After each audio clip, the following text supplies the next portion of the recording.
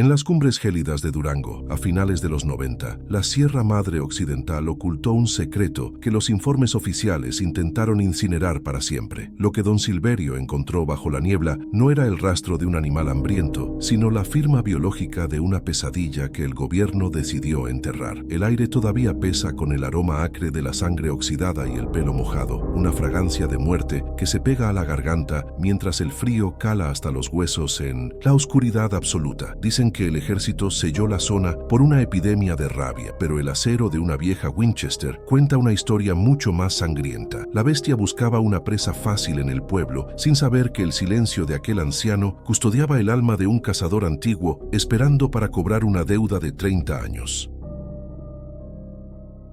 La Sierra Madre Occidental se alza como un monumento de sombras sobre la figura encorvada de don Silverio, un hombre cuya piel parece tallada por los vientos gélidos de Durango. A sus 70 años, este antiguo agente de la policía rural habita una pequeña propiedad donde el tiempo parece detenerse entre el aroma a resina de pino y la tierra húmeda del amanecer. Sus manos, nudosas y curtidas por décadas de labores intensas, sostienen con naturalidad la pesadez de una vida marcada por el aislamiento voluntario en las afueras de San Judas del Monte. El silencio en esta altitud no es una ausencia de sonido, sino una presencia densa que envuelve cada rincón de su cabaña de piedra, donde la luz del sol apenas logra filtrarse a través de la niebla que desciende de las cumbres escarpadas y solitarias. El cotidiano de este hombre se rige por una disciplina marcial que no admite flaquezas ni distracciones innecesarias ante la naturaleza implacable del entorno rural mexicano. Cada jornada comienza antes de que el primer rayo de luz rompa la oscuridad del horizonte, siguiendo un protocolo de vigilancia que ha mantenido intacto desde sus años de servicio activo. No existe en su rutina espacio para el ocio, pues la subsistencia en las montañas requiere un mantenimiento constante de las estructuras y una atención vigilante a los cambios sutiles en el comportamiento del bosque. Silverio observa el movimiento de las copas de los árboles y la dirección del viento con la precisión de un cazador que sabe que el peligro siempre acecha en lo invisible. Su hogar es una fortaleza de soledad donde la única compañía es el eco de sus propios pasos sobre el suelo. En el centro de su santuario personal descansa una carabina Winchester modelo 1894 de calibre .30-30, un arma que Silverio trata con una reverencia casi religiosa y un cuidado meticuloso. El acero pavonado del cañón brilla bajo la tenue luz de las lámparas de queroseno, reflejando las horas dedicadas a la limpieza y el aceitado de cada componente mecánico del artefacto. Para él, esta herramienta no representa simplemente un medio de defensa, sino una extensión de su propio brazo y un vínculo inquebrantable con su pasado como ejecutor de la ley. La culata de madera de nogal muestra las cicatrices de encuentros previos, pero el mecanismo de acción de palanca opera con una suavidad que desafía los años transcurridos desde su fabricación original. Silverio conoce cada muesca y cada peso del gatillo, confiando plenamente en la balística probada de esta reliquia funcional que nunca le ha fallado. Junto a la carabina, siempre lista en su funda de cuero endurecido, se encuentra un cuchillo de caza forjado en acero al carbono con un mango de hueso de venado. Esta hoja, afilada hasta alcanzar una precisión quirúrgica, es el resultado de años de uso en las condiciones más extremas de la Sierra Madre, donde un filo romo puede significar la diferencia entre la vida y la muerte. La textura del mango ofrece un agarre firme incluso cuando las manos están cubiertas de humedad o barro, permitiendo movimientos rápidos y precisos en situaciones de combate cercano. Don Silverio dedica parte de sus tardes a asentar el filo sobre una piedra de grano fino, escuchando el susurro metálico que parece advertir sobre la inevitabilidad del conflicto sangriento. Es un objeto desprovisto de ornamentos innecesarios, diseñado exclusivamente para la funcionalidad brutal y la eficacia en el desuello o la defensa personal más desesperada. La verdadera línea de defensa de la propiedad no reside en las armas de fuego, sino en la presencia imponente del primer mastín leonés, un animal de proporciones masivas. Este ejemplar, bautizado con un nombre que Silverio nunca pronuncia en voz alta, pesa más de 80 kilos de músculo compacto y posee una mandíbula capaz de triturar huesos con una facilidad espantosa. Su pelaje leonado se confunde con la hojarasca seca del sotobosque, otorgándole una ventaja táctica invaluable durante las guardias nocturnas que realiza alrededor del perímetro perímetro de la cabaña. El perro porta un grueso collar de cuero tachonado con clavos de acero, diseñado específicamente para proteger su yugular de los mordiscos de depredadores alfa, como los pumas o los lobos que rondan la región. Sus ojos, siempre alertas, escudriñan la oscuridad con una inteligencia que trasciende lo instintivo, manteniendo una inmovilidad absoluta mientras evalúa cualquier amenaza potencial. El segundo, mastín leonés, es una réplica exacta en fuerza y ferocidad, formando un binomio letal que patrulla los alrededores con una coordinación que parece fruto de un entrenamiento militar especializado. Estos canes no son mascotas, sino guerreros biológicos criados para la protección de rebaños y propiedades contra las amenazas más feroces de la geografía accidentada de Durango. La estructura ósea de estos animales es densa y poderosa, permitiéndoles derribar presas mucho más grandes que ellos mediante un impacto físico brutal y una tenacidad inquebrantable en el agarre. Silverio observa con orgullo silencioso cómo sus guardianes se posicionan estratégicamente en los puntos ciegos del terreno, aprovechando las sombras para ocultar sus cuerpos masivos mientras mantienen sus oídos orientados hacia el más mínimo crujido de las ramas. La fuerza física de estos perros es comparable a su lealtad, constituyendo una barrera casi infranqueable para cualquier intruso que intente violar la paz del viejo. Lo que distingue a estos mastines de cualquier otro perro de la sierra es su comportamiento táctico, pues han sido adiestrados para no emitir ni un solo ladrido ante la presencia de un extraño. En lugar de alertar con ruidos innecesarios, los animales utilizan un sistema de comunicación sutil basado en posturas corporales y gruñidos de baja frecuencia que solo Silverio es capaz de interpretar correctamente. Esta disciplina del silencio les permite emboscar a los depredadores, atacando con una violencia explosiva justo en el momento en que el invasor se cree seguro en la penumbra de la maleza. El entrenamiento de estos perros incluye la resistencia al dolor y la capacidad de mantener el combate incluso bajo condiciones adversas, asegurando que la primera línea de choque sea siempre letal. Silverio sabe que mientras los canes permanezcan en calma, el mundo exterior sigue bajo control, pero cualquier cambio en su postura activa de inmediato sus sentidos. La limpieza de las herramientas y la alimentación de los animales ocupan el resto de la jornada de Silverio, quien realiza estas tareas con una parsimonia que refleja su respeto por el equipo. Cada tornillo de la Winchester es verificado para asegurar que las vibraciones de los disparos no aflojen el mecanismo en el momento crítico de una confrontación armada. Asimismo, las raciones de carne cruda que entrega a sus mastines están calculadas para mantener su masa muscular en condiciones óptimas para el esfuerzo físico prolongado en la montaña. El hombre no busca la comodidad, sino la preparación constante para una contingencia que su intuición le dicta que se aproxima con cada puesta de sol en la sierra. El entorno de la cabaña está rodeado de trampas de presión rústicas y alarmas silenciosas que el viejo ha instalado para complementar la vigilancia activa de sus perros guardianes, creando un sistema defensivo multicapa. El clima en la Sierra Madre Occidental durante el final de los años 90 se caracteriza por una humedad penetrante que oxida el hierro y cala hasta los huesos de los hombres más fuertes. El olor a pino quemado de la chimenea se mezcla con el aroma metálico del aceite de armas y el hedor terroso de los perros mojados por la neblina constante. Silverio camina por los senderos cercanos, sintiendo la textura de la corteza de los árboles y observando las huellas de la fauna local para detectar cualquier anomalía en el ecosistema. Las texturas de la vida rural son ásperas y exigentes, manifestándose en el cuero endurecido de sus botas y en la aspereza de las mantas de lana que lo protegen del frío nocturno. Cada sensación táctil y olfativa es procesada por su mente analítica, buscando patrones que indiquen la intrusión de algo ajeno a la cadena alimenticia natural de las tierras altas de Durango. Al caer la noche, la reclusión de Silverio se vuelve absoluta, transformando la cabaña en una isla de resistencia contra la inmensidad de las sombras que devoran el paisaje montañoso. El viejo se sienta en su porche, con la carabina descansando sobre sus piernas, mientras observa cómo los mastines se echan a sus pies, manteniendo siempre un ojo abierto hacia el bosque. Existe una tensión latente en el aire, una sensación de que el orden natural de las cosas está a punto de verse alterado por una fuerza que no pertenece a los cuentos de viejas. Silverio no teme a la oscuridad, pues la conoce íntimamente tras años de patrullas policiales, pero reconoce en el silencio absoluto de esta madrugada un presagio de violencia inminente. El aislamiento que tanto ha buscado se convierte ahora en el escenario de una vigilancia solitaria, donde la experiencia y el instinto son las únicas defensas contra lo que acecha fuera. La madrugada se desplomó sobre la Sierra Madre con un peso inusual, eliminando cualquier rastro de los sonidos habituales del bosque en esa época del año. Don Silverio despertó antes de que la alarma de su instinto terminara de sonar, notando de inmediato que el aire dentro de la cabaña se sentía cargado de una electricidad estática opresiva. Al asomarse a la ventana, no escuchó el ladrido vigilante de sus mastines ni el relincho inquieto de la mula de carga en el corral trasero del terreno. El silencio era tan absoluto que el latido de su propio corazón parecía retumbar contra las paredes de piedra, advirtiendo sobre una presencia que había silenciado incluso a los grillos. Con un movimiento mecánico y fluido, alcanzó la lámpara de queroseno, cuya llama vacilante proyectó sombras alargadas que danzaban con una malevolencia propia sobre el suelo de madera crujiente y fría. Al salir al aire gélido de la noche, el hombre se dirigió hacia el corral con la carabina Winchester descansando en la curva de su brazo. La luz amarillenta de la linterna reveló una escena de carnicería que desafiaba cualquier explicación racional basada en el comportamiento de los depredadores locales de Durango. La mula de carga, un animal de gran fortaleza que Silverio apreciaba por su resistencia, yacía sobre el lodo con el torso completamente abierto desde el cuello hasta la base del abdomen. No había rastros de lucha prolongada ni de un ataque desordenado por parte de una jauría de coyotes hambrientos, sino una incisión de una precisión casi quirúrgica. Las vísceras del animal estaban expuestas al aire frío, emanando un vapor denso que se mezclaba con la niebla, mientras el suelo se teñía de un carmesí profundo y brillante bajo la luz. Lo que realmente provocó un escalofrío en la columna vertebral del viejo no fue la muerte violenta de su bestia de carga, sino la reacción de sus perros. El mastín más grande, un animal entrenado para enfrentar pumas sin vacilar, se encontraba acuado en un rincón del porche, con el rabo pegado al vientre y los flancos temblando violentamente. Aquella imagen de vulnerabilidad absoluta en una criatura de 80 kilos de músculo y ferocidad rompió la sensación de seguridad que Silverio había construido cuidadosamente durante años de retiro. El perro evitaba mirar hacia la oscuridad del bosque, manteniendo los ojos fijos en el suelo mientras emitía un gimoteo casi inaudible que denotaba un terror primario e incontrolable. Nunca en su carrera policial había presenciado a un guardán de tal calibre rendirse de esa manera ante la mera esencia de un intruso que todavía no se manifestaba físicamente. Con el pulso acelerado, Silverio se arrodilló sobre el barro fresco para examinar las marcas que el atacante había dejado cerca del cadáver todavía caliente de la mula. La luz de la lámpara iluminó una huella que desafiaba toda lógica anatómica, mostrando 5 dedos alargados que terminaban en garras fijas y profundamente hundidas en la tierra. No se trataba de la pisada circular de un felino ni de la marca lobuna de un canino de gran tamaño, sino de una estructura similar a una mano humana distorsionada. El tamaño de la impresión sugería una criatura de un peso formidable, capaz de ejercer una presión inmensa sobre el suelo mientras se movía con una agilidad inquietante. Cada detalle de la garra revelaba una capacidad de desgarre superior, confirmando que lo que había cruzado el perímetro de su hogar no pertenecía a ninguna especie catalogada en los manuales. En ese instante, una oleada de náuseas y mareos golpeó el cuerpo del protagonista, trayendo consigo los síntomas físicos de un trauma que creía haber enterrado bajo décadas de silencio. El sudor frío comenzó a perlar su frente a pesar de la temperatura bajo cero de la sierra, mientras sus manos experimentaban un temblor fino que dificultaba el agarre del arma. El trastorno de estrés postraumático, forjado en misiones olvidadas por la historia oficial, resurgió con una violencia sensorial que nubló su visión periférica durante unos segundos angustiantes. El hombre sintió que el tiempo se plegaba sobre sí mismo, transportándolo de regreso a los barrancos oscuros donde la muerte tenía un rostro que la razón prefería ignorar. Su respiración se volvió superficial y rápida, luchando por encontrar el equilibrio necesario para no sucumbir ante el pánico que amenazaba con paralizar sus extremidades en el momento crítico. La percepción de que algo antiguo y extremadamente peligroso había regresado a su territorio se instaló en su mente como una sentencia de muerte que no admitía apelación. Aquella huella y la precisión del ataque eran firmas biológicas de una entidad que Silverio reconoció de inmediato desde lo más profundo de su memoria operativa de la policía rural. Se trataba del mismo rastro que había seguido años atrás en un operativo secreto cuyos informes fueron incinerados por orden superior para mantener la calma social en el estado. El recuerdo de los cuerpos mutilados en el fondo de las cañadas volvió a su mente con una nitidez dolorosa, recordándole que algunas pesadillas no mueren, sino que simplemente Clemente y Vernon. La certeza de que el hombre lobo estaba de vuelta no era una suposición, sino una verdad visceral que resonaba en cada articulación de su cuerpo envejecido por la guerra. Un olor acre y persistente comenzó a filtrarse a través de la humedad del ambiente, impregnando las fosas nasales del viejo con una mezcla de sangre oxidada y pelo mojado de animal salvaje. Era un aroma denso, casi tangible, que parecía pegarse a la ropa y a la piel, provocando una reacción de rechazo instintivo que erizaba el vello de su nuca. Silverio aspiró profundamente, tratando de identificar el origen exacto de la emanación, mientras su mente clasificaba el olor como algo fuera de la fauna común de Durango. No era el almizcle de un oso ni el rancio hedor de un coyote, sino algo que evocaba la descomposición de la carne combinada con una vitalidad depredadora antinatural. El aire se sentía más pesado con cada inhalación, como si la criatura estuviera marcando su territorio con una advertencia química que solo los sentidos más aguzados podrían detectar en la penumbra. El hombre comprendió que la ambigüedad sobre el origen de la criatura, si era un nahual o una especie desconocida, carecía de importancia frente a la urgencia de la supervivencia inmediata. Lo que tenía frente a sus ojos era una realidad biológica que sangraba, sentía dolor y dejaba rastros tangibles en la geografía de la Sierra Madre Occidental. La criatura demostraba una inteligencia que superaba el instinto animal, pues había elegido el momento exacto para atacar el punto más débil de la propiedad sin alertar a los guardianes. Silverio observó cómo las marcas de las garras en los postes de madera del corral indicaban un poder físico capaz de desgarrar materiales sólidos con un solo movimiento descendente de sus extremidades. Aquella fuerza bruta, combinada con una astucia casi humana, convertía al intruso en el depredador más eficiente que el viejo hubiera tenido que enfrentar en toda su carrera táctica y personal. Con una cautela extrema, el protagonista comenzó a escanear el perímetro exterior de su propiedad, utilizando la luz de la linterna para buscar cualquier movimiento sospechoso entre los pinos circundantes. Los haces de luz cortaban la niebla espesa, revelando solo troncos oscuros y ramas que se mecían suavemente con la brisa nocturna que soplaba desde las cumbres más altas. Cada sombra parecía transformarse ante sus ojos en la figura agazapada de la bestia, jugando con su percepción y obligando a mantener el dedo sobre el guardamonte del gatillo. Silverio sabía que el hombre lobo era un maestro del flanqueo y que probablemente lo estaba observando desde la oscuridad absoluta de los matorrales densos que rodeaban la cabaña. El silencio del bosque se sentía ahora como una trampa preparada, donde cada crujido de la hojarasca seca podía ser el preámbulo de un salto letal por parte del depredador invisible. Los síntomas físicos de la ansiedad de combate se intensificaron, provocando una visión de túnel que reducía su mundo al pequeño círculo iluminado por el queroseno y el punto de mira de la Winchester. Su corazón golpeaba con tal fuerza que podía sentir la pulsación en sus sienes, un recordatorio constante de que la adrenalina estaba inundando su sistema circulatorio para prepararlo para la acción. Silverio cerró los ojos un instante, forzándose a controlar su respiración mediante una técnica de inhalación profunda que había aprendido décadas atrás para mantener la calma bajo fuego. El aire gélido quemaba sus pulmones, pero le devolvía una parte de la lucidez necesaria para evaluar las opciones tácticas en un terreno que ya no le pertenecía por completo. El hombre se sentía como una presa acorralada en su propio hogar, una sensación humillante para alguien que había dedicado su vida a imponer el orden. La Sierra Madre se transformó ante sus ojos en un testigo mudo y hostil de la confrontación que estaba por desatarse entre el pasado y el presente del viejo agente. Las montañas parecían cerrarse sobre el valle, creando una sensación de claustrofobia, a pesar de la inmensidad del paisaje natural que se extendía por kilómetros en todas direcciones. La niebla, ahora más espesa y blanca, se arrastraba por el suelo como un sudario viviente que ocultaba las intenciones del depredador y borraba los límites de la propiedad de Silverio. El hombre percibía que el bosque había retirado su protección, dejando al descubierto su fragilidad ante una fuerza que no respetaba las leyes de la naturaleza ni las del hombre. El entorno rural, que antes era su refugio de paz, se había convertido en un campo de batalla donde las sombras cobraban una relevancia táctica que amenazaba con devorar su cordura y su vida. Silverio comenzó a realizar una evaluación táctica del terreno, identificando los posibles puntos de entrada que la criatura podría utilizar para un segundo ataque directo contra su persona o sus perros. Su mente, entrenada en la lectura de escenarios de riesgo, calculó la distancia de salto y la velocidad de aproximación que una bestia de 150 kilos de músculo denso podría alcanzar. Cada rincón de la cabaña fue analizado bajo la óptica de la defensa estática, buscando ángulos de tiro despejados y coberturas que pudieran resistir el impacto de un golpe de fuerza bruta excepcional. El viejo sabía que no podía confiar en la suerte, sino en la preparación minuciosa de una respuesta armada que aprovechara la superioridad balística de su carabina Winchester modelo 1894. La inteligencia del enemigo obligaba a Silverio a pensar no como un granjero asustado, sino como el estratega de élite que una vez fue en las misiones olvidadas. Los recuerdos de su tiempo en la policía rural fluyeron de nuevo, trayendo imágenes de informes oficiales que hablaban de extrañas desapariciones y ataques de animales que nunca fueron resueltos satisfactoriamente. Silverio recordó las caras de sus superiores cuando él entregaba pruebas físicas de huellas imposibles y restos orgánicos que no coincidían con ninguna fauna conocida en el territorio nacional de México. La orden de guardar silencio y de destruir cualquier evidencia comprometedora resonó en sus oídos como una traición que todavía le provocaba una rabia sorda en el pecho después de tantos años. Ahora comprendía que el secreto que las autoridades habían intentado enterrar bajo mentiras y expedientes falsos estaba respirando de nuevo en el aire frío de la Sierra de Durango. La impunidad con la que el hombre lobo se movía por la región era un testimonio del fracaso del sistema para proteger a los ciudadanos de las verdaderas amenazas. Un pavor específico comenzó a germinar en el centro de su pecho, la certeza de que esta criatura en particular no era un animal cualquiera, sino una que lo conocía de alguna manera. Silverio sintió que unos ojos invisibles, dos vacíos negros que absorbían toda la luz de la lámpara, lo observaban fijamente desde las sombras más densas de los pinos cercanos. No era la mirada de un depredador hambriento buscando alimento, sino la de un adversario que disfrutaba con el terror que infundía en su presa antes del golpe definitivo. El hombre recordó las historias locales sobre el nahual, seres que podían cambiar su forma, pero que conservaban un rencor humano y una memoria capaz de cruzar las fronteras de las décadas. El aire se volvió insoportable, cargado con la promesa de una violencia que trascendía la simple cadena alimenticia, convirtiendo el enfrentamiento en algo personal, un duelo de voluntades entre dos supervivientes. La revelación de que su soledad y su paz habían terminado de manera definitiva golpeó a Silverio con la fuerza de un impacto físico en el estómago, obligándolo a apoyarse en la madera del porche. El aislamiento que tanto había cultivado para alejarse de los fantasmas de su pasado policial se había roto, dejando entrar a la peor de sus pesadillas directamente en su patio trasero. Ya no había vuelta atrás, pues el rastro de sangre de su mula era el inicio de un camino que solo podía terminar con la muerte de uno de los dos contendientes. El viejo agente miró a sus perros, que seguían sumidos en un estado de parálisis por el miedo, y sintió una responsabilidad renovada por la seguridad de aquellos que dependían de su protección. El deber, ese fardo que había intentado soltar en las montañas, se asentó de nuevo sobre sus hombros con una firmeza que no admitía quejas ni vacilaciones ante el peligro. Finalmente, con un movimiento decidido que acalló los temblores de sus manos, Silverio regresó al interior de la cabaña para iniciar los preparativos de lo que sabía sería su última gran batalla. Cerró la pesada puerta de madera y echó los cerrojos de hierro, sintiendo cómo la estructura de piedra le ofrecía un refugio temporal contra la mirada acechante que venía del bosque exterior. Comenzó a organizar sus cartuchos de 30-30 sobre la mesa de madera rústica, verificando que cada bala estuviera en perfectas condiciones para alimentar el mecanismo de su carabina Winchester modelo 1894. El miedo no había desaparecido, pero se había transformado en una cautela operativa que afilaba sus sentidos y le devolvía el control sobre sus propios actos mecánicos y tácticos. El despertar del pasado era ahora una realidad tangible, una sombra con garras y colmillos que lo esperaba fuera, lista para ajustar cuentas pendientes en la oscuridad de la Sierra Madre Occidental. El recuerdo de Silverio se remonta a 1970, cuando el Indonesine Post, destacamento de la policía rural, fue enviado a un rincón inhóspito de la Sierra Madre. En aquel entonces, los informes hablaban de una plaga de depredadores que diezmaba el ganado y atacaba a los pastores sin dejar rastro de su paradero. El aire de Durango se sentía pesado, saturado de una humedad que parecía pudrir la madera de las culatas de sus carabinas antes del primer disparo. Silverio caminaba entre pinos centenarios, sintiendo cómo el suelo cedía bajo sus botas con un susurro hierro que vaticinaba una tragedia inminente en la oscuridad. Ninguno de los agentes estaba preparado para la magnitud de la violencia que encontrarían al fondo de aquella cañada olvidada por Dios y la ley. La misión era oficial, pero el propósito oculto comenzaba a revelarse en el rostro ceniciento de su comandante de campo. Al llegar al lecho de un río seco, el equipo descubrió los restos de un campamento de leñadores que parecía haber sido arrasado por un tornado de garras. Los cuerpos no presentaban heridas de bala, sino desgarros profundos que atravesaban el tejido muscular y rompían los huesos con una facilidad espantosa y mecánica. El olor a hierro oxidado era tan intenso que algunos hombres tuvieron que cubrirse el rostro con pañuelos empapados en aguardiente para no sucumbir a las náuseas. Silverio observó una mano humana desprendida del brazo, arrojada a varios metros de distancia, con una fuerza que desafiaba cualquier explicación física convencional del entorno. Las tiendas de lona estaban hechas jirones, impregnadas de un líquido carmesí que ya se había secado, adquiriendo una textura costrosa y oscura bajo el sol inclemente de la tarde. La brutalidad del ataque sugería un ensañamiento que trascendía la simple necesidad alimenticia de un animal salvaje, revelando una malevolencia casi consciente en cada movimiento ejecutado. Los cráneos de las víctimas mostraban marcas de colmillos tan grandes que superaban en escala a los de cualquier oso gris registrado en los anales de la fauna. Silverio, con la frialdad de su formación táctica, anotó en su libreta la disposición de los restos, percatándose de que el atacante había jugado con sus presas. Las huellas de 5 dedos con garras fijas aparecían en la arena del río, formando un patrón de persecución que indicaba una velocidad de desplazamiento aterradora. Aquello no era la obra de un hombre armado ni de un depredador común, sino de una entidad que dominaba el terreno con una superioridad física absoluta y una inteligencia depredadora letal. En la tercera noche de la expedición, el hombre lobo se manifestó por primera vez ante los ojos incrédulos de los agentes apostados en el perímetro defensivo. La criatura surgió de la neblina como una sombra sólida, una masa de músculo denso que pesaba fácilmente 150 kilos de puro instinto asesino y pelaje grisáceo. Su complexión era una amalgama imposible de rasgos caninos y homínidos, capaz de erguirse sobre sus patas traseras para observar el inocente